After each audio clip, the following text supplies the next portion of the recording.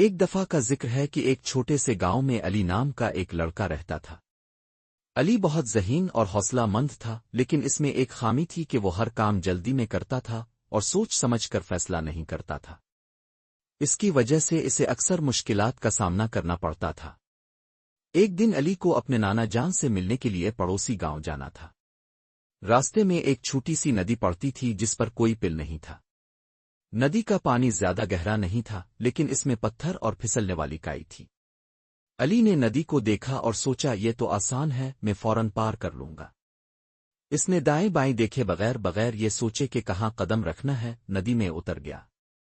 جیسے ہی علی نے پہلا قدم رکھا، اس کا پیر ایک پھسلنے والے پتھر پر پڑا اور وہ لڑکھڑا گیا۔ وہ گرتے گرتے بچا، لیکن اس کا ایک پاؤں گہرے پانی میں چلا گیا اور جوتے سمیت گیلا ہو گیا۔ علی کو بہت غصہ آیا اور وہ جلدی سے دوسرا قدم رکھنے لگا۔ اس بار وہ کیچڑ میں پھنس گیا اور اس کا دوسرا جوتا بھی گیلا ہو گیا۔ اب وہ ندی کے بیچ میں کھڑا تھا، دونوں جوتے گیلے، اور اسے سمجھ نہیں آ رہا تھا کہ آگے کیسے بڑھے۔ اسے سردی بھی لگنے لگی تھی۔ اتنے میں گاؤں کا ایک بزرگ بابا جان وہاں سے گزرے۔ انہوں نے علی کو پریشان کھڑے دیکھا تو اس کے پاس آئے اور مسکرا کر پوچھا، بیٹا کیا ہوا؟ پریشان کیوں ہو؟ علی نے سارا ماجرا سنایا۔ بابا جان نے کہا، بیٹا ہر کام سوچ سمجھ کر کرنا چاہیے۔ تم نے ندی کو پار کرنے سے پہلے یہ نہیں دیکھا کہ کہاں قدم رکھنا ہے، کہاں پانی کم ہے اور کہاں پتھر مضبوط ہے۔ بابا جان نے علی کو ندی کے کنارے کھڑا کیا اور کہا، اب غور سے دیکھو۔ انہوں نے ندی میں چند بڑے اور مضبوط پتھروں کی طرف اشارہ کیا جو پانی سے تھوڑے اوپر تھے، اور ایک جگہ دکھائی جہاں پانی بہت کم گہرا تھا۔